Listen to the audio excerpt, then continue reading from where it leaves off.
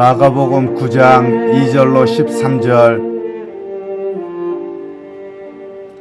엿새 후에 예수께서 베드로와 야고보 요한을 데리시고 따로 높은 산에 올라가셨더니 그들 앞에서 변형되사 그 옷이 광채가 나며 세상에서 빨래하는 자가 그렇게 희게 할 수 없을 만큼 매우 희어졌더라.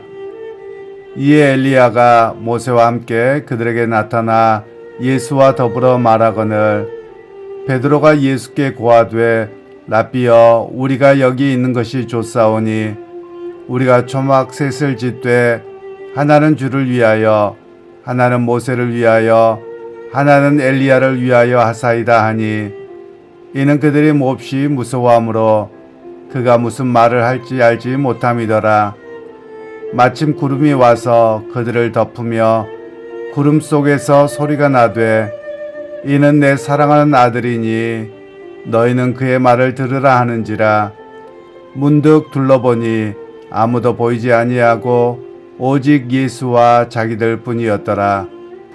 그들이 산에서 내려올 때에 예수께서 경고하시되 인자가 죽은 자 가운데서 살아날 때까지는 본 것을 아무에게도 이르지 말라 하시니, 그들이 이 말씀을 마음에 두며 서로 문의하되 죽은 자 가운데서 살아나는 것이 무엇일까 하고, 이에 예수께 묻자와 이르되 어찌하여 서기관들이 엘리야가 먼저 와야 하리라 하나이까. 이르시되 엘리야가 과연 먼저 와서 모든 것을 회복하거니와 어찌 인자에 대하여 기록하기를 많은 고난을 받고 멸시를 당하리라 하였느냐. 그러나 내가 너희에게 이르노니 엘리야가 왔으되 기록된 바와 같이 사람들이 함부로 대우하였느니라 하시니라.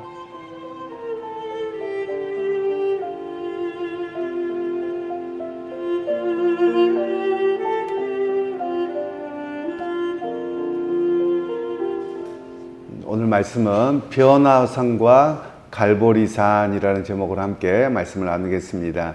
오늘 말씀은 이제 예수님의 제자들이 가운데서 예수님 2명의 제자를 데리고 산에 올라가셨는데, 우리가 일반적으로 예수님께서 얼굴과 영모가 이렇게 변화되셔서 그냥 그 산을 일반적으로 변화산이라고 그냥 하고 있긴 합니다.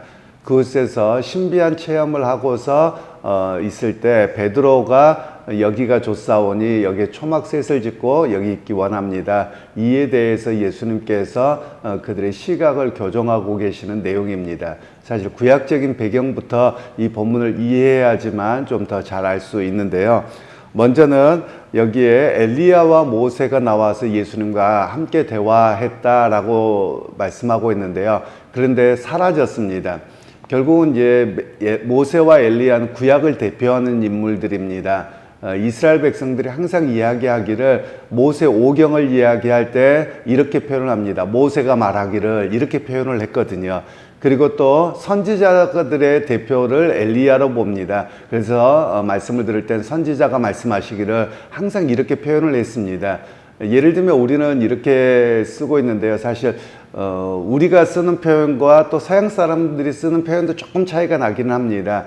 예를 들면 우리는 하나님이 이렇게 말씀하셨습니다, 이렇게 표현을 많이 쓰는데, 오히려 외국에서는 이야기할 때는 Bible says, 성경이 말씀하시기를 이렇게 표현하거든요. 그러니까 표현 방식에 조금 차이가 있기는 합니다.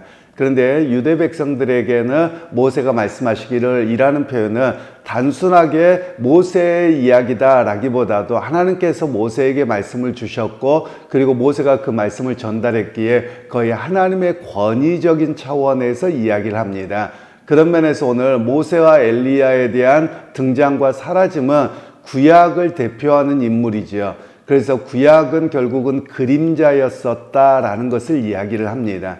모세와 엘리야가 그렇게 위대한 지도자였고, 이스라엘 백성들에게서 모세가 말씀하시기를, 엘리야가 말씀하시기를 이 정도의 권위가 있는 자였다 할지라도 예수님과 비교하며 그들은 그림자에 불과한 것이고, 오직 유일하신 분은 예수 그리스도뿐임을 이야기를 하고 있는 내용들입니다. 그러면서 오늘 본문에서는 구름 속에서 이제 구름이 와서 구름이 다 덮고 구름 속에서 이는 내 사랑하는 자니 그의 말을 들으라 라는 메시지가 나옵니다. 이것은 구약의 출애굽기의 배경을 이해를 하셔야 됩니다. 출애굽기에 이스라엘 백성들이 시내산에 갔을 때 모세가 하나님 앞에 그 산에 올라갑니다. 호르산에 올라가서 그곳에서 십계명을 받게 될 때 구름이 빽빽하게 이 시내산을 다 이렇게 채우게 되죠. 그리고 나서 거기서 하나님께서 말씀을 주셨고 음성을 들려주셨고 그리고 십계명을 주셨습니다. 바로 그 장면을 이스라엘 백성들은 다 기억하고 배워서 알고 있거든요. 바로 거기에서 보면 이렇게 이야기를 하는 것이죠. 십계명을 주실 때는 모세에게 말씀하셨고 이스라엘 백성들은 천둥소리처럼 들었을 뿐입니다. 그리고 모세를 통해서 들었습니다. 그런데 여기에서는 이제 하나님께서 직접 모세와 엘리야는 사라지고 제자들에게 말씀하시죠. 예수님만 남아 계시는 겁니다. 그러니까 모세보다 더 위대한 분이 그분일 뿐만 아니라 하나님께서 직접 말씀하셨다는 것이죠. 즉 모세에게는 너는 이렇게 전해, 그럼 모세는 하나님이 이렇게 말씀하셨어요, 이렇게 이야기를 했는데 이제는 그리고 그때는 돌판에 새겨진 그 말씀을 전달했다면 이제는 돌판이 아니라 예수님의 말을 들어라, 하나님 직접 말씀하고 계시는 것이죠. 그러니까 그분의 위대함을 이야기하고 있는 내용들입니다. 그러면서 결국 그분이 누구냐라고 이야기할 때 모세는 그림자였고 율법은 그림자였지만 예수 그리스도 그분은 바로 하나님의 아들이시요 또 성자 하나님이시요 또 그분이 영원한 분이시기에 그의 음성과 그의 길을 따라가야 된다라는 이야기를 하고 있는 것이죠. 그러면서 이스라엘 백성들에게는 이런 메시지가 있죠. 율법은 무엇이었느냐? 율법은 결국 사라졌습니다. 모세가 사라졌기 때문에. 그래서 율법보다 더 위대하고 남아있는 분이 누구냐? 예수 그리스도임을 이야기하고 있는 것이지요. 그러니까 이스라엘 백성들에게는 항상 앞세웠던 것이 율법이었거든요. 율법을 가장 중요하게 여겼는데 그 율법을 뛰어넘어 계시는 분이 바로 예수 그리스도요. 또 그분이 영원한 하나님의 말씀을 주시는 분임을 말씀하고 있는 내용들입니다. 그러면서 이제 그들이 이제 산에서 내려올 때 예수님께서 경고하시면서 알리지 말라고 이야기를 합니다. 물론 나중에는 기록되어졌는데 그때는 당장 알리지 말라는 것이 이해할 수가 없었거든요. 그 의미가 무엇인지를 알지 못해서 오히려 경고하시고 알리지 않도록 하셨던 내용들입니다. 그러면서 이제 그들이 이야기하기를, 서기관들이 이야기를 할 때 엘리야가 먼저 와야 된다고 했는데 그게 무슨 의미입니까? 이렇게 물어보지요. 그러니까 예수님께서는 엘리야가 이미 왔다라고 말씀합니다. 그 엘리야를 우리는 잘 아시는 것처럼 세례 요한을 이야기합니다. 그러면 죽었던 엘리야가 살아나서 다시 온다 또는 하늘에서 내려온다 이런 의미를 이야기하는 것은 아닙니다. 엘리야와 같은 사람이라고 이야기를 합니다. 예를 들면 이렇게 이야기를 하는 것이죠.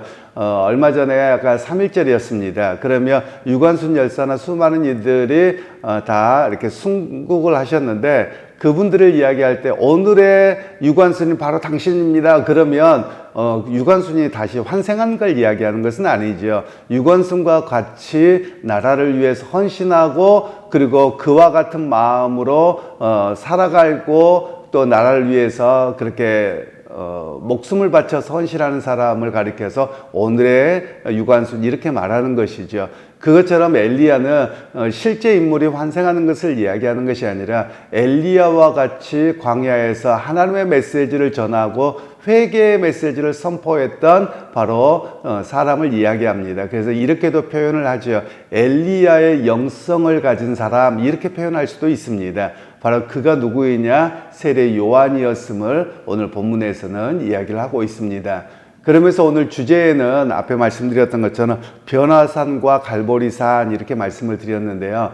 이제 변화산과 갈보리산에 대한 이해를 좀 가질 필요가 있습니다. 변화산에서는 바로 예수 그리스도가 누구인가, 바로 그 영광스러운 성자 하나님인 것을 드러내고 있죠. 그러나 갈보리산에서 예수 그리스도는 어떤 분입니까? 그분은 십자가에 돌아가시기 위해서 기도하고 처절하게 낮아지셨던 그분인 것을 이야기를 합니다. 그러니까 갈보리산에서 낮아짐과 그리고 변형되어셔서 높아지심이 다 함께 있는 분인 것을 이야기를 하지요. 즉 우리에게는 이렇게 볼 수 있습니다. 즉 제자들에게도 마찬가지고요. 예수님께서 십자가의 고난을 당하시고 부활하신 것을 경험하지 못했을 때는 이 의미를 깨닫지 못합니다. 그런데 결국 고난과 고통 이후에야 하나님의 영광을 깨달을 수 있음을 이야기하는 것입니다. 어느 우리에게도 마찬가지지요. 결국 우리 개인에게도 그냥 항상 영광이면 알지 못합니다. 그러나 고난 이후에 영광이 있을 때, 이게 영광의 자리이구나 라는 것을 우리가 깨닫게 됩니다. 그래서 고난을 통과한 바로 영광의 개념을 오늘 주제에서는 말씀하고 계시는 겁니다. 그래서 여러분 혹시 오늘을 살아가실 때 여러분이 고난 가운데 있다면 이후에도 하나님께서 나를 영광의 자리에 은혜의 자리에 세우실 것을 바라볼 수 있는 그런 우리 모두가 되실 수 있기를 소원합니다. 그래서 어떤 상황에서도 우리가 고난이 영원하지 않습니다. 물론 우리가 이 땅에서의 고난에 벗어나지 못할 수도 있습니다. 그런데 하나님 앞에 섰을 때 우리가 믿음으로 끝까지 의지하고 살아갈 때 영광의 자리, 하나님의 은혜의 상에 설 것을 바라볼 수 있는 그런 우리 모두가 되어지기를 소원하고요. 그래서 오늘 하루도 삶 속에서도 하나님, 내가 그 나라에서 영원한 영광의 자리에 이를 것을 바라보고 나아갑니다. 이 고백으로 오늘 하루도 믿음의 자리에서 승리하게 되는 그런 우리 모두가 되시기를 주님의 이름으로 축원합니다. 하나님 아버지, 은혜를 감사합니다. 오늘 또 주님께서 변형되는 사건을 통해서 우리에게 예수 그리스도가 진정 누구이며 또한 오늘 우리도 그 영광의 자리를 바라보게 하신 것을 감사합니다. 하나님의 삶의 자리에서 비록 고통과 고난과 또 환난이 있다 할지라도 어떤 상황에서도 흔들리지 않는 믿음의 성도들, 주님 앞에서의 영광을 바라보고 오늘 또 묵묵히 살아내는 믿음의 형제자매들 다 되게 하여 주옵소서. 예수님의 이름으로 기도하옵나이다.